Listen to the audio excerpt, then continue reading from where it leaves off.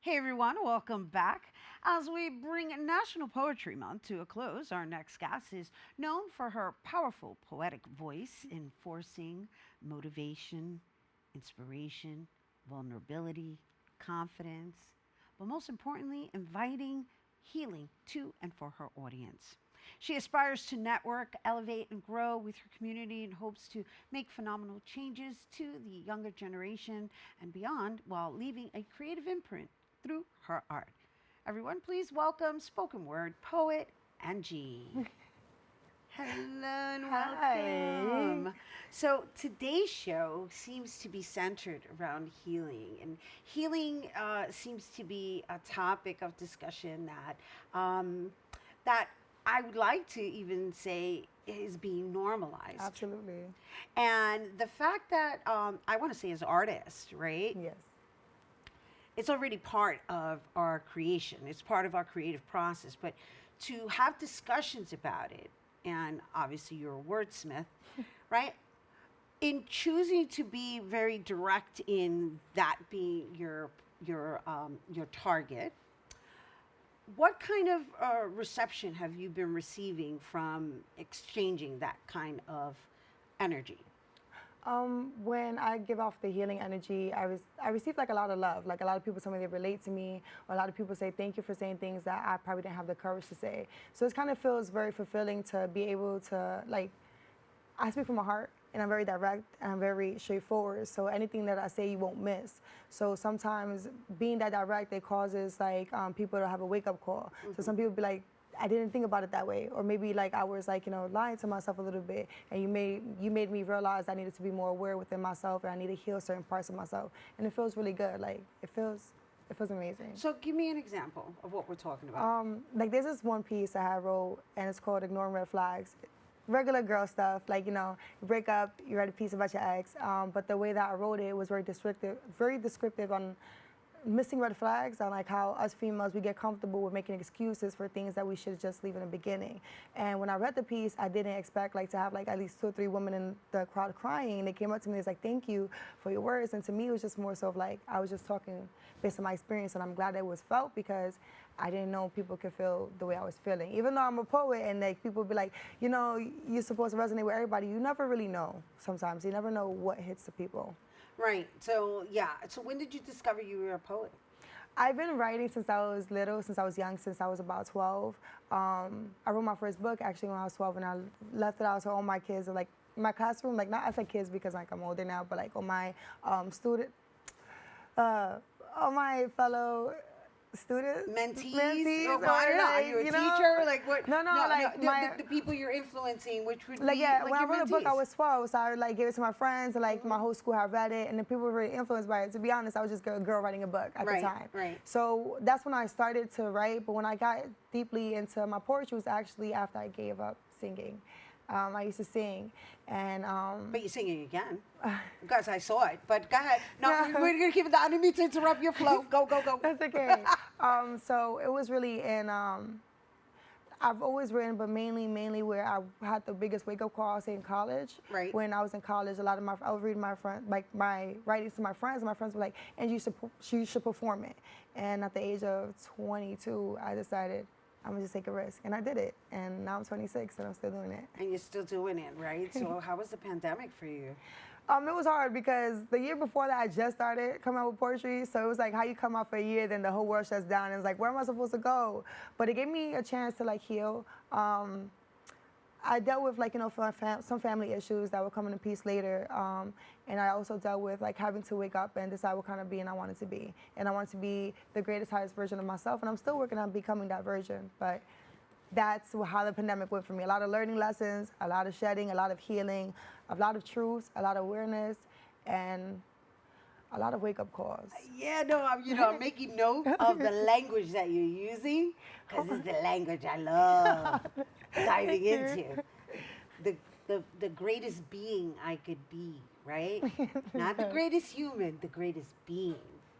Because I think of myself working from a spiritual sense. So it's just like, even if my human body isn't here, I would expect my soul to be imprinted on those who I've spoken to. So I hope that I leave marks on people that they could carry on throughout not only their works, but just leave on people in general. And one thing about me that I've always heard is just like, you can't forget my imprints, or like what, like you can't forget me. So I want to leave that in everybody. Like, even if I'm not here physically, you can't forget me spiritually. And then there's the highest version of me. yourself.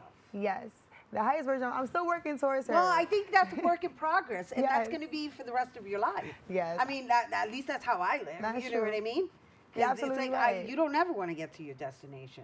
Well, in certain aspects. In Yeah. certain aspects. You're always working to be a better version of yourself. So even if when Absolutely. you think you have everything, it turns out you want something more. So you have to work into changing your perspective, altering certain things, and implementing discipline. So it's a process. Right. So the highest version from pandemic to where you are now. I'm proud of myself. You should be proud of yourself, but I want to know what that looked like. It went from a girl having a dream. Uh-huh. Like, I used to always have like these visions, like I wanted to make poetic videos. I wanted to release poetry with music, but do it differently than anybody has ever done it. So the pandemic allowed me to study that. So during the pandemic, actually December 2020, I released my first poetic EP, which was the first step of me taking a different direction to the art that I wanted to. And then from there, I just decided to make poetic visuals. And then from there, I like to make freestyles. So the pandemic sparked me taking a risk of stepping into that version of myself that I envisioned, but I was scared to become.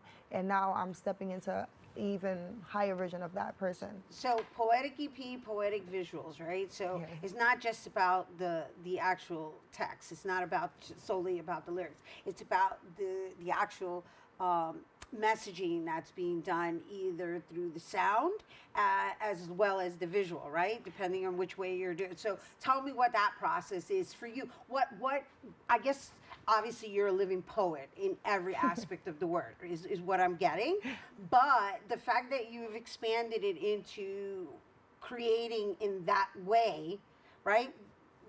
So in other words, right, you could do a visual and it could be its own story, or you could just get hired, let's say, by a singer if you're not singing yourself, to create the story, which could be poetic, but really what Absolutely. you're doing is you're creating the poetry through the words or whatever messaging that that's coming to you and you want to share with the world. Why have you chosen to go this route of making sure it's poetic, that you created the poetic EP or it's poetic visuals? Well, actually, For yourself, I'm saying. No, for myself, I'm Yeah. actually so. One thing I like, I also made poetic. Like I said, I had a friend before, like, and we made poetic paintings as well together. Uh-huh. So my goal is to. Everybody thinks like a lot of people think poetry sounds like very dull, very low scale. I'm trying to like open up the world to a different kind of version of poetry. So when I like to do it to tackle the 5 human senses. Like, you know, that's what I want to do. Because even if you don't like to hear poetry, then you probably like to see the visual of it. If you don't like to see a visual, then you have a painting of it. It's about what caters to different people, but also understanding that my words are the biggest purpose within those creativity of those arts. Even if they're not being said. Yes. Right. I like that. And I like that you're talking about the senses too. Thank you. I try. Yeah. So how do we implement taste?